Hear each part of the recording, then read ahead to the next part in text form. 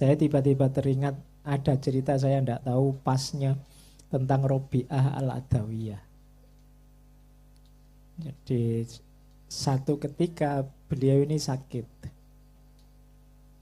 Terus ada 3 orang sufi yang mengunjungi beliau. Ya, sakit fisik ya. Kalau kalian tadi kan sakit mental. Tapi ini sama-sama sakit. Jadi sama-sama sakitnya. Kita analogikan saja, wong ya sama-sama sakit. Cara menyikapinya.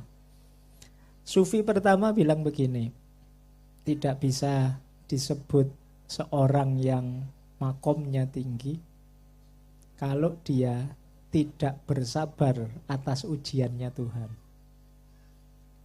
Jawabannya Robi'ah, itu juga belum tinggi. Terus sufi kedua bilang, tidak bisa disebut orang yang makomnya tinggi kalau dia tidak bersyukur atas ujiannya Tuhan.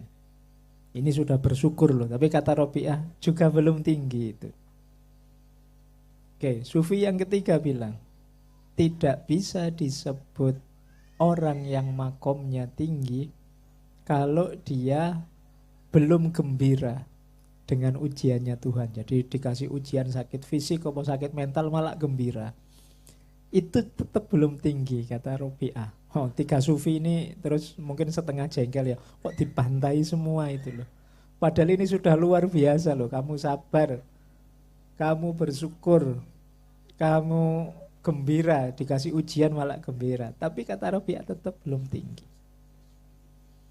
Terus mereka tanya, lah terus yang tinggi itu yang seperti apa? Tidak disebut kata Robi'ah orang itu makomnya tinggi kalau dia tidak ingat ujian saat dia ingat Tuhan.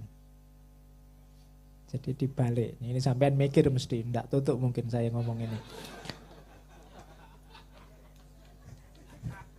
Jadi gini loh maksudnya Robi'ah itu.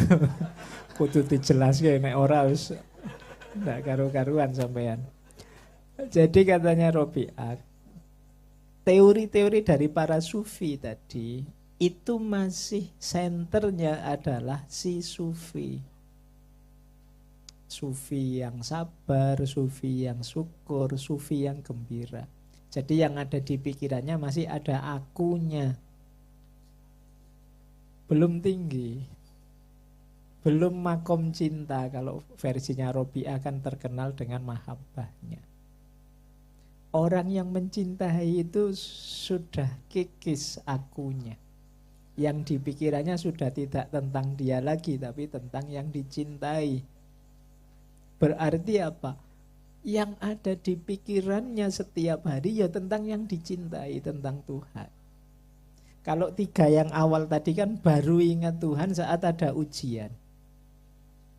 Kalau orangnya makomnya tinggi ya setiap detiknya ingat Tuhan. Dan saat ingat Tuhan dia sadar ya mesti nanti ada ujian dari Tuhan. Jadi ketika ujian datang dia ya enggak kaget, ya enggak, biasa saja. Kenapa? Karena sudah ingat Tuhan. Kita kan sering berteori kalau kita sakit, alhamdulillah ditegur untuk ingat Tuhan. Ya itu kan makom kita yang masih rendah. Tapi makomnya para sufi, dia tidak butuh sakit untuk ingat Tuhan. Karena setiap detiknya sudah ingat Tuhan.